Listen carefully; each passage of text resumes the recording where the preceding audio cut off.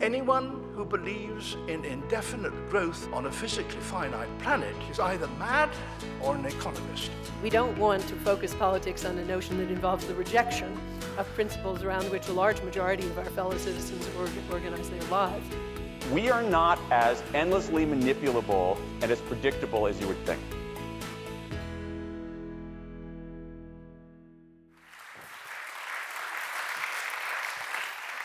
If I can try and distill the essence of Paul's argument, it's that things are going to get a lot harder before they get better, that we're going to go to hell and back, but that if we make it, life will be a lot sweeter than it is today. There is a sort of macro trend beyond climate change, beyond peak oil, beyond the rest of it, and that's where we need to focus our attention, because that will give us the answer as to what's happening, but also give us the answer as to where we're going and how to get there. The thing that's going on is the opening line of the book, which is the earth is full, as in there is so much economic activity going on in the earth as a result of us that the earth can no longer take any more of it, and we're kind of literally bumping up against the edges of the earth, creaking at the seams, in some cases literally in Fukushima recently, but creaking at the seams in terms of our capacity and our impact, and there are now consequences of that. And what we're seeing in all these events is really the consequences coming home to roost. When we say the earth is full, we can look at that in many different ways to make that a factual, physical, chemistry, biological conclusion as opposed to an opinion. And one of those certainly is the work of the Global Footprint Network, which talks about let's translate all of our activity into footprint. Let's think about how many acres of land we need to support the economy. And the answer, of course, as we well know, we mightn't realise how fast it's gone, but we certainly know now that we're now using approximately 150% of the Earth's acres to support our economy. Now that means that the capacity of the Earth to support us is 100%, obviously, and we're using 1.5 times that much. And we only went past 100% in the kind of mid to late 80s. So we're kind of galloping ahead now at a great rate. This is not philosophy. This is not belief. This is science. Right, this is physics. This is actual basic functional activity which we know and we can measure. Right, we're talking about the Millennium Ecosystem Assessment. Completely different study, 3,000 of the world's top scientists looking at ecosystem services. Again, not the environment, that's the place we visit on weekends, but ecosystem services, the things that we take from the environment to support our economy. So when we say that, Millennium Ecosystem Assessment looks at ecosystem services and says, you know, these are the things that we need for our economy to keep going, for humanity to have an economy, to get food, to get water, to get fibre, to have land, etc.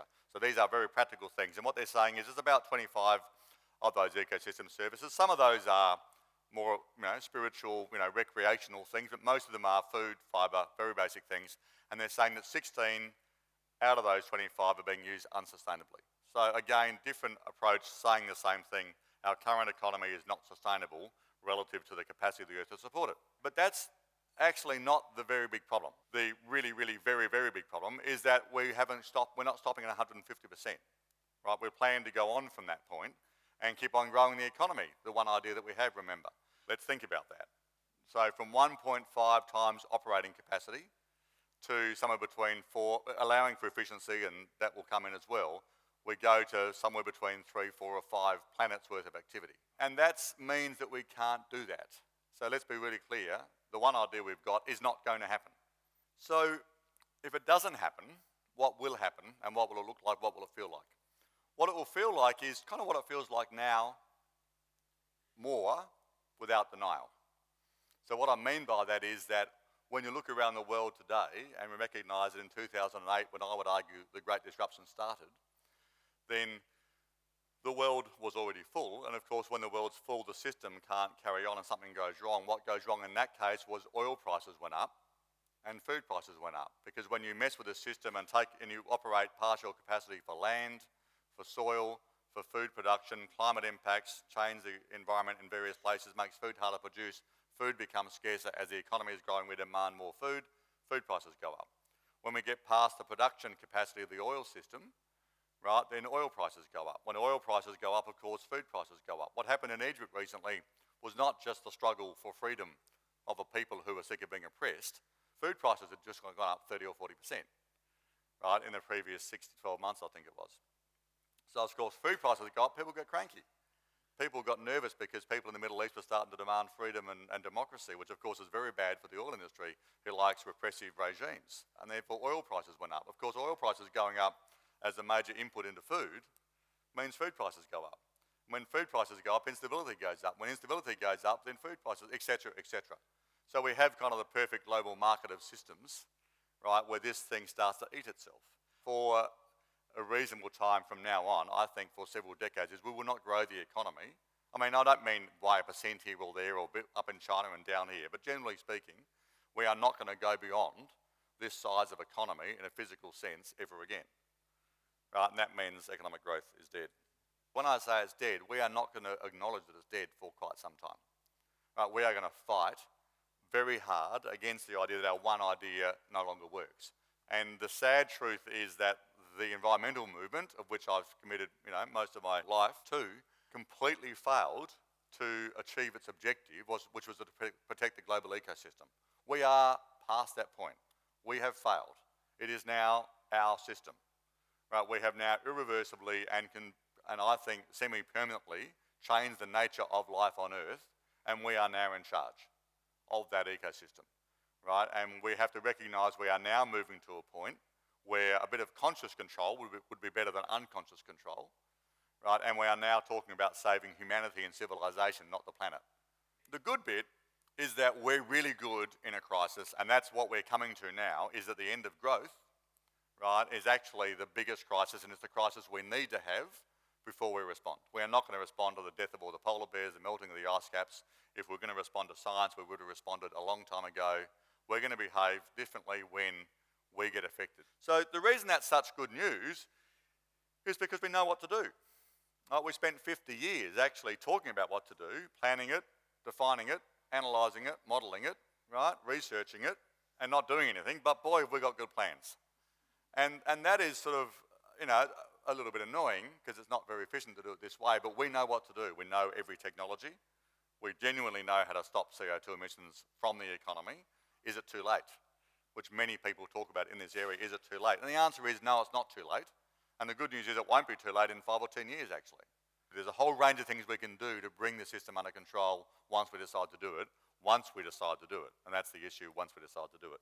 And my kind of hypothesis is that the end of growth will be enough to get us really focused on doing something, and as a result we will achieve very significant change. The other thing I'd say about the crisis and short-termism or us is that it actually brings out not just our capacity but the best in us. There was a great piece last week in Huffington Post by Jonathan Hari and also I think it ran in The Independent, who talked about this research project done by a professor who said, I'm going to prove just how bad we get in a crisis. I'm going to look at all the crises in history and how we fall apart, New Orleans. He gave up a third of the way into it because there was no evidence for that. What the evidence is that people look after each other. When we're in a crisis, we actually become very compassionate, very collective, very altruistic, as we saw in World War II. Quite extraordinary levels of sacrifice and quite extraordinary capacity to change the way, many things about how we do things and do great things. So we actually are really powerfully focused, not just conveniently, but genetically inclined towards looking after each other when things are bad. Right? Unfortunately, not so much when things are good. But when things are bad, we get very focused, and therefore when we're coming to this big crisis, we are going to be, as a result, in very good shape. All that will fix climate change. So I'm totally confident we will fix climate change. We will get the climate under control. It'll be inconvenient, it'll be expensive, it'll be a bit unpleasant, but we'll get through that process. So the trouble is that won't be enough. Because as we started with this story, right, the idea of infinite growth on a finite planet is a delusion. When you go from nothing to having housing, clothing and food, right, decent health care, basically from nothing to $15,000 per person per annum, roughly speaking, an income of sort of 60 to 100,000 for a family really improves your life a lot, right? Poverty has no redeeming features. But when you get past that point, more doesn't help. And this is not a philosophical point of view. This is a studied analytical assessment of every culture, every country in the world, same thing over time, it doesn't work anymore. So our idea, right, that where we need to go to a no-growth economy, a steady-state economy, different from a failed growth economy, by the way, but a steady-state economy designed around happiness is actually where we need to get to. That is the next step for civilization, that's where we need to go to. And if we don't do that, then we don't have a civilization. So the option's really pretty simple. We go forward to a better place, or we go to a very dark place. What does that look like? It looks, apart from shopping less, it looks like living more.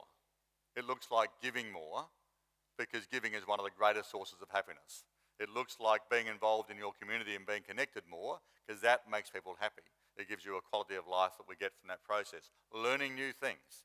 That's what this is about. Learning new things, smelling the roses, being involved in your community, being a contributor to your community, doing meaningful work. These are the things that improve quality of life. None of them are available in Harrods. Right? So we're going to get the idea that this does not require money, does not require economic growth. It does require us to just simply change the way we think. And the greatest opportunity we all have is that the problem we really need to solve is not a technology problem, doesn't require any investment, doesn't require any regulation, just requires us to think a bit differently. And if we do that, then the future is looking very rosy indeed. Now, the problem we all know with climate change is that the evidence, the visible evidence to ordinary people lags well behind the confirmed science. How do we speed up without putting the frighteners on people, because we know that doesn't work? How do we speed up a sense of crisis or a sense of urgency such that we achieve these changes in the time available? So I think if two comments. First of all, I think we should not shy away from frightening people. Right? I think we've compromised on that too much. This is as scary as it gets. Right? And if we don't start saying that, then we're kind of lying to our kids, to our friends. This is actually that scary. Right? And we should be saying this is that scary. You don't believe it, that's fine, that's your choice. But believe me, I am scared. This is actually a very frightening future. So I think we should actually put the frighteners on people. The second thing I should say, which dismisses that whole point, is that we still won't respond. Right? We won't respond until the economy is in trouble. And I just think that's sad but true, is that after 50 years of evidence, science, I mean, really, this is the academies of science of every country in the world. It doesn't get any better than this. I mean, it's probably not as well proven as gravity, but it's pretty close. The issue is we will not respond until the economy is threatened. And the good news is the economy is now threatened. The good news is we can't grow the economy because when we get too big, oil prices go up, food prices go up, the economy stops growing, and then we panic. And then we'll respond. I don't mean sit back and just don't worry about it, wait for the crisis. I don't, go to the beach and wait for the disaster. But I do mean keep on doing what we're doing now, because it's like, if you have an alcoholic in the family, right? No amount of data is going to convince them, but behaviour that supports them isn't helpful. So still confronting it, not giving support, means that one day they'll wake up, but you can't make them change. No, I appreciate the point about fear, but I think the creative way of seeing the upsides is really important. Yeah. There was a wonderful cartoon that was doing the rounds at the Copenhagen Climate Summit, which had a picture of an environmentalist going through all the plus sides, all the co-benefits, as they're known, of taking action on climate change. And then the second panel of the cartoon, there was a climate skeptic who was jumping up and down at the back of the room saying, yes, that's all very well, but what if it turns out this climate change stuff is all a hoax and we've created a better world for nothing? Isn't the moral of this that we have to start selling the co-benefits? We have to use Trojan horses a bit to persuade people. So I think that's right. I think there is definitely an argument that says you have to paint the picture of the future being positive. We won't move until we believe the future is achievable. Right? Not a fantasy, but achievable and good. But I think change is still resisted. So you kind of have to do both. You have to put the fear on, and then you've got to actually say, but by the way, we can do it, which is really important. People won't act until they believe it's possible. But secondly, as you say, the tragedy of this is we'll end up with clean cities, energy security, et cetera, et cetera.